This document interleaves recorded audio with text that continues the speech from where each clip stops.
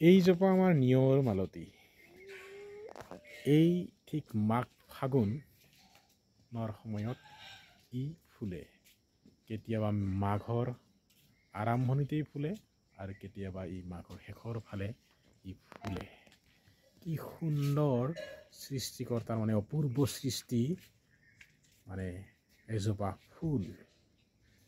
মানে চাওকচোন পাতবিলাক কেনেকৈ ইমান সেউজীয়া আৰু ইমান ঘন, মানে পানী সৰকিব নোৱাৰা ঘন।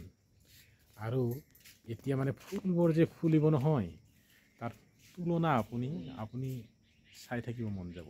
মানে পাতবোৰ থাকিব তলত আৰু ফুলবোৰ থাকিব ওপৰত। আপোনালোকে চাওক আৰু এবাৰ ভাবক কি সুন্দৰ।